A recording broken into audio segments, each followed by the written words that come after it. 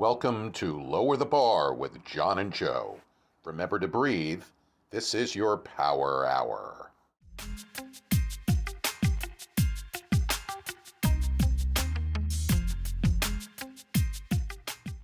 Hi, welcome back. We are glad you decided to join us today. And how are you, Joe? How was your week?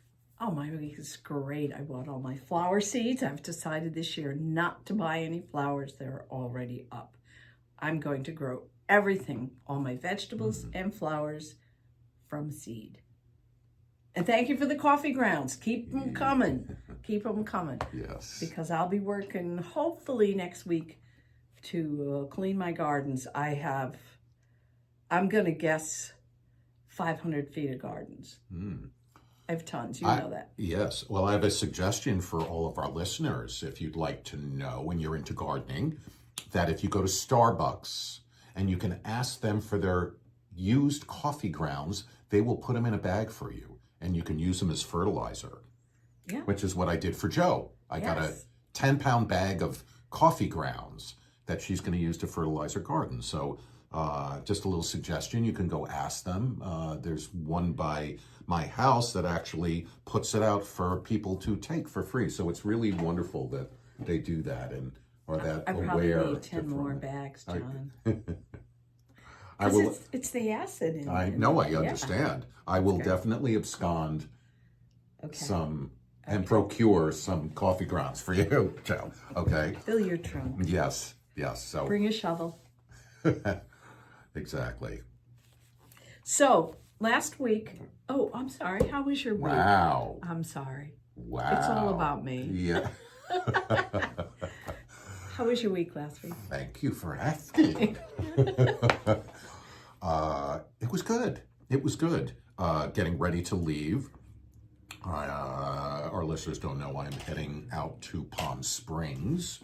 Lucky you. I know. I'm so excited. The weather's been pretty bad here. We had, for all of you who don't know about the Northeast, we've had a very strange winter. Mild, to put it mildly. Well, we've had some cold days, but very little snow. And then we got an ice storm a couple of weeks ago. And now we're getting ready for another major storm tonight and tomorrow. So it's been very strange. But I'm really looking forward to going out there. My father has lung cancer. And I'm going to work on him. Heal him, John.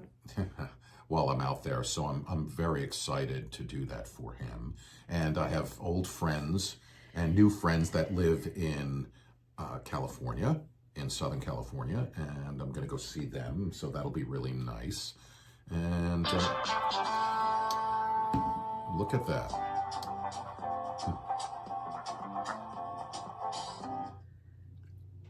That was my phone, just going off by itself. I had nothing to do with it. It's on Do Not Disturb. And that doesn't include you, I guess. Well, I'm going to share just a quick little ditty with our audience here. After I had my experience of what happened to me, I realized that I harbor and internally hold a lot of electromagnetic energy, much more than I did before this happened to me. So I affect electrical equipment. Yes. Phones, computers, car, electrical systems. I get into people's cars and my friends, and they're like, the next day, they go, thanks. And I already know what they're talking about when they tell me. I'm like, oh, don't tell me your car doesn't turn, or just like the doors won't unlock, or it happens to me all the time. So I apologize for interrupting. My Pandora just came on by itself without anything. So anyway. So while you're in California, you're going to go to the desert? I am going to Joshua Tree. And meditate? That'll be awesome. I am so looking forward to it. And I'm going to be flying during the eclipse. Oh my God, I can't wait to see the photos. And I said to myself, what are the chances of me actually being in the air while it's going overhead? And it's going to. My 100%. Flight. Yes, I have to fly into Chicago, and it's going right through Illinois, right at the time I'm going to be there and take off.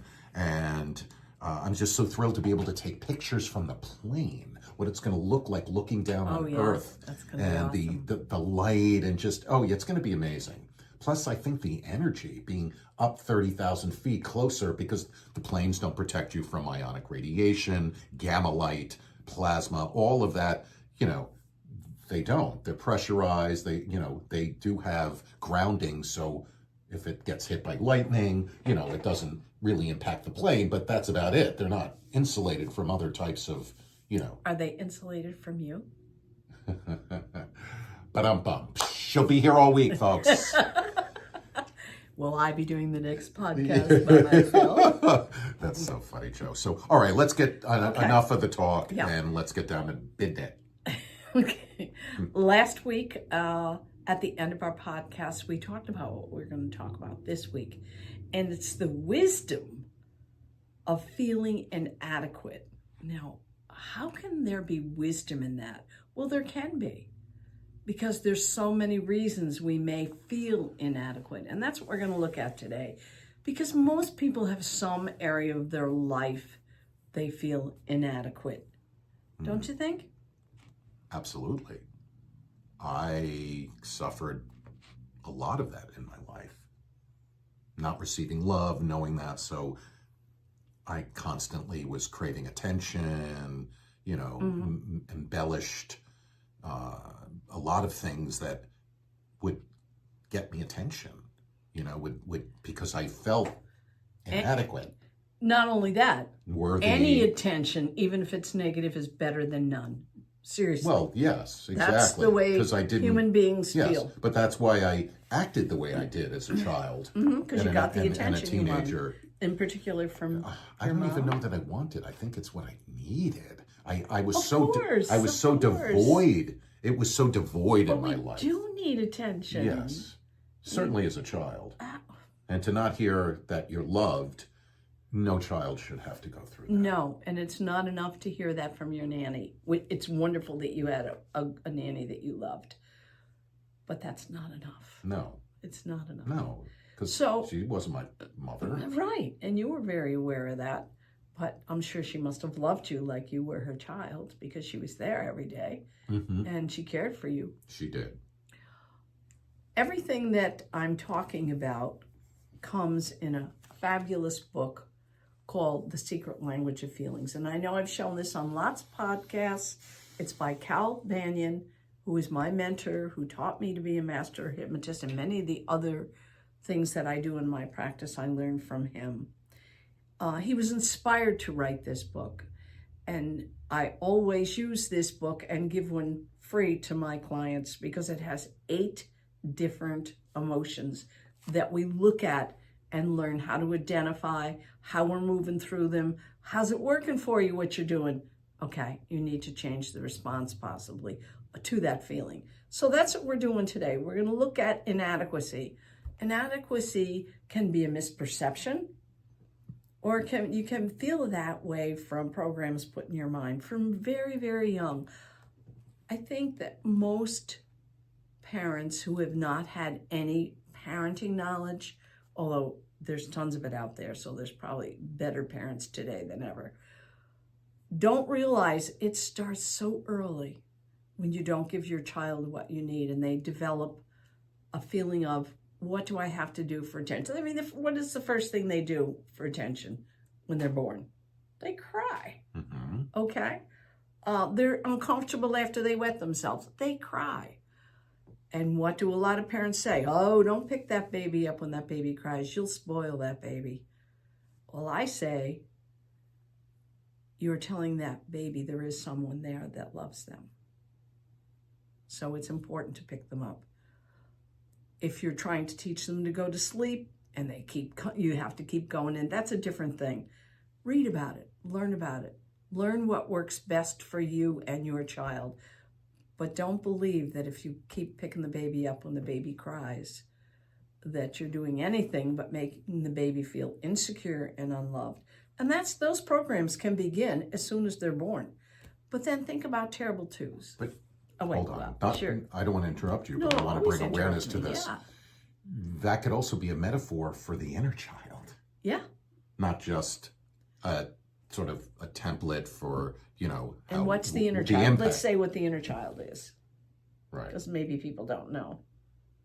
Well, it's the impact, and it's the self, really. It's who we are. Yeah. When you're first created. Yes. Perfectly lovable. Yes.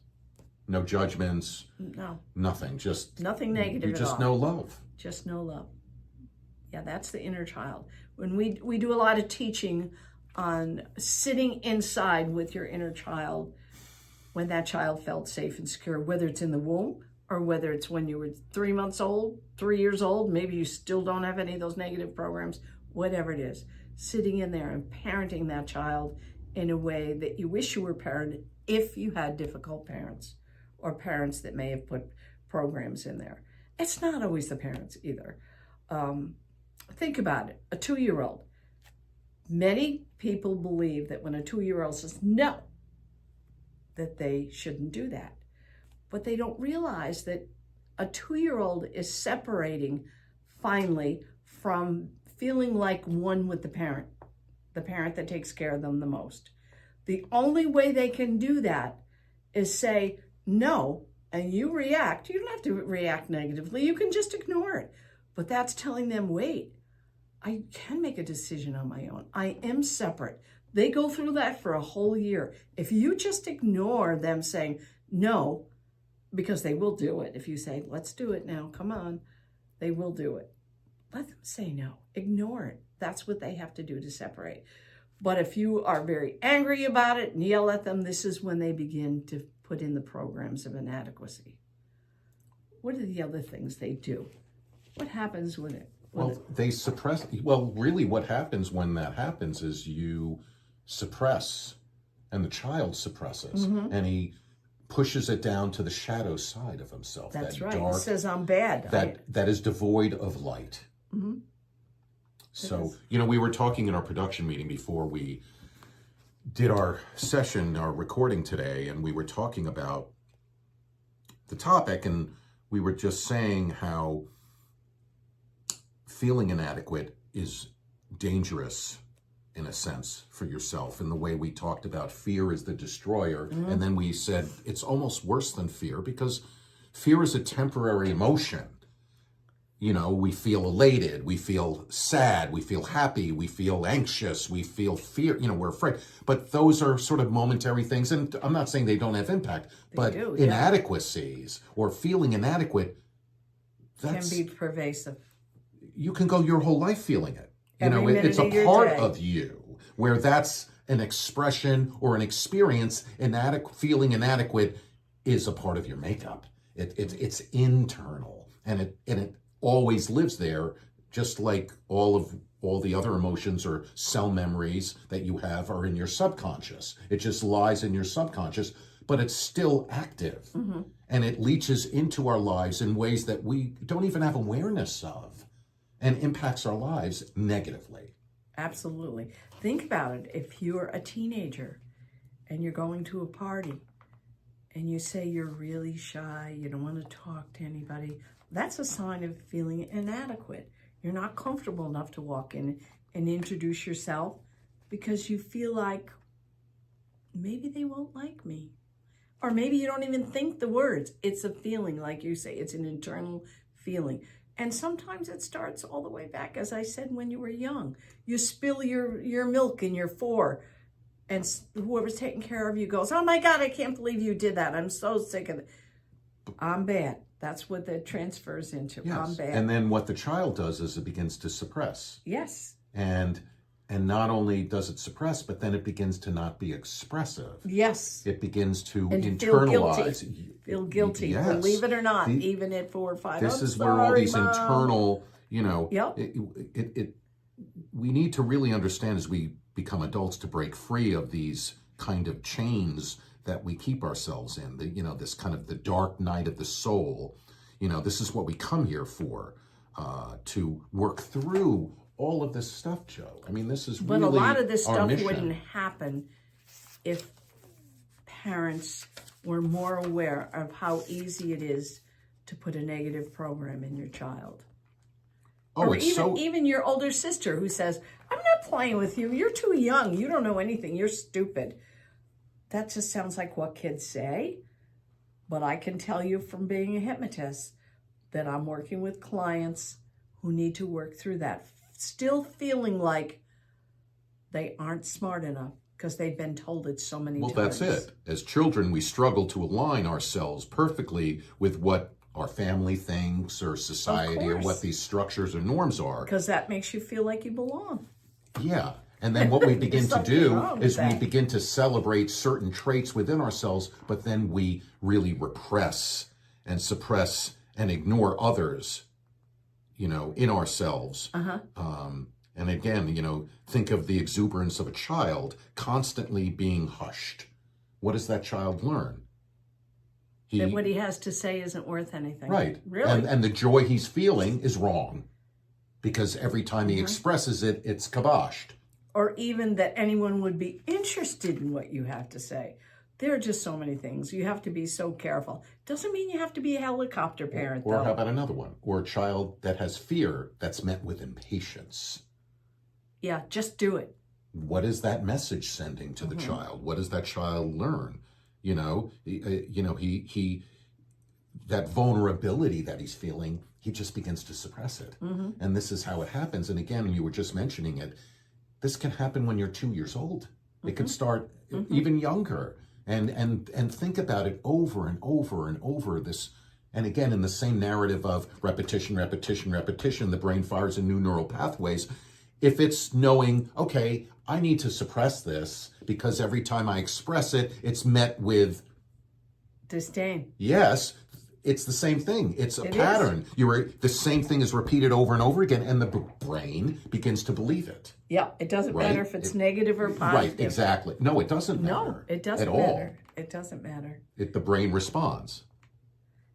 Absolutely. And think about it. Let's say you get through your whole childhood, you have wonderful parents, then you're off to school. Well, of course, that's not your whole child. You're off to school. So now you're at the mercy of teachers. Most of them are very good, but sometimes teachers make kids feel like they're inadequate. Well, you can't read, so you need to go with the slow group where the kids who can't, and it's said right in front of everybody else, and they may not think that's anything, but I'm telling you, I have clients who said their whole life they felt like they should be in the slow group because of that. Right. We need to really understand, Joe, that these shadow sides of ourselves, these darker parts that we don't look at, it's not a dark entity within, but rather an aspect of ourselves we've learned to reject, deny, and repress internally. Yeah, but I'm sure we're not even aware of that. No, that's what I'm saying. Most of these behaviors we're not conscious of. No. Remember, if it started at 2 infancy, and it's just repeated over and over again, it becomes a part of your vernacular. It's just a part of your life. It's reactionary. You don't think about it. It just that trigger comes up, and you're just. So how do we overcome this? I mean, we overcome it like seeing a hypnotist or once, like as you're saying, recognizing. But I mean, in order not to even happen, we need to have more education among parents with little kids. Yes. And as adults, as we come to terms with this, we need to understand that we just, at this place, when we look at this part of ourselves, to just be with it, love it, and just be with it. Don't try to change it. Don't try to do anything with it. Just accept it and let it come out. Let it come out. But once it comes out, I think it's very important to identify, why do you feel inadequate? So let's take an example. Okay, but before you go there, we call this the flashlight effect. When you're kind of holding your light bright and you're looking these dark parts of yourselves, what can happen too is there are times you can feel brutally exposed because you're really looking at deep suppressed patterns. Especially inadequacy. Yes, that's my point. And that's why I said we need forgiveness and just compassion and patience. Because that part that's been in the dark so long, that hasn't seen the light, when it sees the light, we were talking about this the other day, it's like coming out of a cave. you know, that you've been in for 6 months and you come out and it might even be not even light out. And you're just like, oh my gosh, it's so bright outside. You know, you're covering your, oh my God, I can see. It's kind of that same metaphor. It's just patience and let that part of you feeling inadequate just come to the surface and just let it be okay. And let that part of you know that you, being yourself where you are now, is okay with that. You know, no judgments, just sit with yourself. Hold your light bright and just sit with yourself in this space and just let that part of you know it's okay to come out, even to expose itself. Well, if you're ever going to deal with why you're feeling that way, that's very important for you to do. It's absolutely essential that you go through the process of the 1, 2, 3 step of feeling inadequate. The first thing you do, identify the feeling. Oh, every time I'm with, let's say at the office, every time I'm at the office and we have a meeting of the group I'm in, I always feel inadequate. It seems like everybody else has better ideas than I. Look at that. If there's someone you feel comfortable telling it to within that group of people, share it with them. If not, think about it yourself, because maybe your perception is correct. You are inadequate. Maybe you need more skill building. There's nothing wrong with that. So that's what you have to look at. Is my perception of feeling inadequate real? Do I need more skill building to feel more adequate? Would I have more confidence if I did? That's a totally different story than feeling inadequate, like nobody loves me. All my life I've not felt love. That's a different thing. One thing I just want to interject, that most people, when they go to this place and look at this, you're going to feel very uncomfortable. Of course. But I want them to know that that's You perfectly, yes, that means you're on the right track. Right. And that's why you may not want to ask someone else because of your discomfort. Right. You know if you need your skill level developed. Exactly. And you know whether you want to do that or not. And we all know, I think, on some level that growth comes from being uncomfortable, not feeling good, that we change and that happens. So during the second stage, you're identifying the cause of it. Okay, it's because at work, I feel like everybody else has better ideas than me. The third stage of it is identifying a satisfying response to any reason you feel inadequate. What's going to be your response? Am I not a good enough husband or partner? Or, all right, then maybe you need to talk to the other person in the partnership about what you can do to make the partnership healthier, happier. But sometimes we can't do that, and a lot of times we lash out aggressively. Well, in that space. And how is that? But that's the response that's not working for you. That's only making it worse. Now, because we sabotage ourselves all the time. We do, but you also certainly could in be relationships.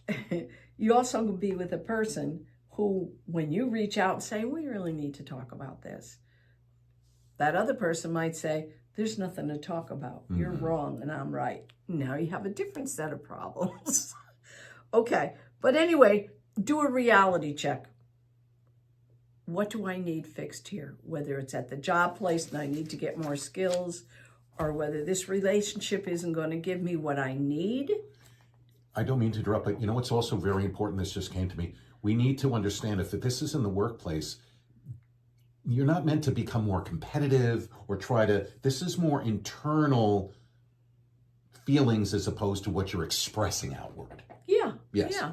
You want to feel like you are pulling your share in the partnership. Yes. In the group. Yes. And if you're feeling inadequate because you don't bring new ideas or you don't bring ones that you feel yourself are valuable, then maybe you want to improve your skills. It's important to know that we can't outsmart kind of this part of ourselves, the shadow side, these feelings of inadequacy, because they will always present themselves and express themselves in strange ways sometimes. And again, those are the moments we need forgiveness. Those are the moments we need patience with ourselves. And sometimes you don't even know until you're in a situation that you feel inadequate. And sometimes it's you just meet someone that all of a sudden makes you feel, oh, I don't know what to say. I don't know what to do. Well, you know what's a good idea? Think of yourself as a finely tuned instrument, and bringing awareness to this place is your way of tuning yourself. Okay. At least take a minute and say, why am I feeling this way? Examine it. Absolutely. And don't beat yourself up. No, because everyone has feelings of inadequacy. If I've never met anybody that didn't. No, me too. And what makes it so hard to work through this, and I want our listeners to really understand that, is, again, self-sabotaging. What we do to ourselves, how we beat ourselves up. We don't need to do that. Here's a great point. We don't need to suffer along with the child, meaning ourselves. Yeah. We don't need to suffer along it. We just need to hold our light bright and let that part of us, whether it's inadequacy, whether it's shame, guilt, just hold your light bright and just be with it. And it will automatically kind of slowly work its way out. It's already looking to be redeemed anyway. It just needs that acceptance and love, which you never got in the first place. Mm-hmm. And you're providing that for yourself now. So that is very helpful. And I think it's important, if it isn't a skill set, which you can make a plan to improve, what if it's negative thoughts? You need to change those thoughts. Yes. Because remember, our thoughts are the seeds of the plants that we're going to put in our garden of life. Mm-hmm. So it's very important. Change your thoughts. No, I'm not going to think that. And just change your thoughts. The more often, as you say, repetition, you change your thoughts to positive thoughts, the sooner you will build new neural pathways until it's automatic that you will think those positive thoughts. I'm coming to this party and I look great. There may be people that aren't going to gel with me, but that's okay. There'll be many that will. Well, what you really wind up doing when you do that and hold space for yourself is you put in motion a chain of healing and the ability to reach your fullest potential. Because that's really what this is about, reaching your fullest potential. And that happens over your life. It's not going to happen this week. Oh, no. This is not a quick fix, people. This is practice.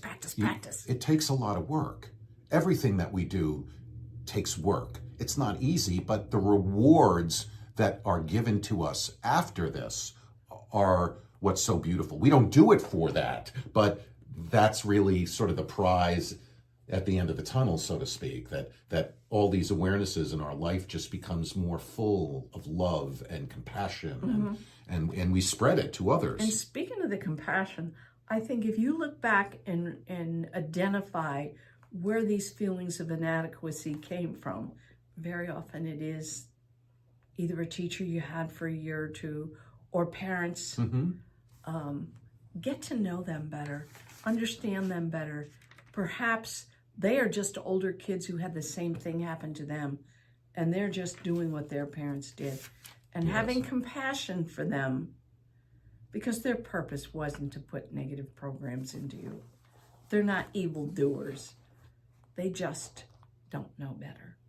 And that really helps you recognize that they didn't do it to hurt you. They just didn't know better. And that will help you grow. Yes. You don't know what you don't know. Right. And most of our parents and their parents and their parents' parents and their parents' didn't know, Joe. They didn't have consciousness. They didn't have awareness. Nope. And they often thought that, how can I get my child to do what he wants? Punish, give him the belt. That was it. Okay. Yes. Yeah. Tough love. There were no words. There were no comfort. This is, and I think tough love means something different now than physical abuse. It doesn't mean physical abuse. Oh, no, I wasn't. Okay. I wasn't referring to just being physical. No. Emotional abuse sometimes is worse. Yeah, I agree.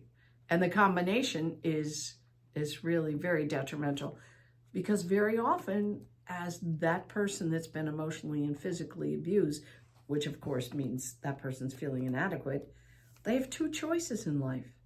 They can be just like their parents when they have a family, and most of them do, or they can look at it internally and take a totally different road. And thankful the clients that I work with, it takes a lot of courage to come into a hypnotist and tell them everything about your life when you don't even know them. But they're the ones that have taken a different road. And it's just amazing how at least they appear to be really good parents because they have made a different choice, but they still are feeling inadequate. But I'm doing the best I can. I read everything I can about parenting things. So once they have a few sessions, they have compassion for what their parents did, realize that it was not a negative purpose, and they change their own internal feelings about themselves. And that's really important. Then they're even better parents. Absolutely.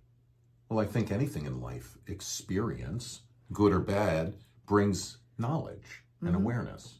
So if you can kind of deconstruct, unpack that, and work with it, you're going to grow. It's that simple. So now, next time we're together, we're going to talk about what happens when you have a feeling and you're not satisfying it healthfully. Over time, you become very frustrated. And suppression is a big thing in frustration. So now you're frustrated for a long time. The tertiary response is depression. So next week, we're going to talk about depression. We're only going to talk about depression that is not due to a chemical, something missing in your chemical outline. right. The imbalance, whether it's Yes, sunlight, enough vitamin D, or, Yeah. there are many, obviously, mitigating factors that contribute It's to the that kind of narrative, depression Yes. that can be looked at and traced back to the feeling that caused it. And we're going to talk about that next week. So thanks for being with us. Yeah. And don't forget, you can get this on Amazon, The Secret Language of Feelings. Phenomenal. It's a 4th grade read, as far as even a 4th grader can understand it. And parents can help with that. It's wonderful for young kids, especially if they're having problems with relationships in school. Teenagers too, it doesn't matter. It's just a very easy book. So why don't you take time for yourself this week to hold space for yourself, to take care and nurture? April is a very, very powerful month. And this month is all about purging, identifying, clearing old energies, forgiveness, moving forward, leveling up. It's a very, very, very, very powerful month for that. Mercury's in retrograde. Great opportunity. On the 1st, and with the solar eclipse and all the energies, this is a huge opportunity for each one of you that are listening to go inward. That's what I was going to say. Go inward. Look at yourself. Take that time. Honor yourself. Hold space for yourself. Most of us don't do this. Some of us do, but most of us don't do this.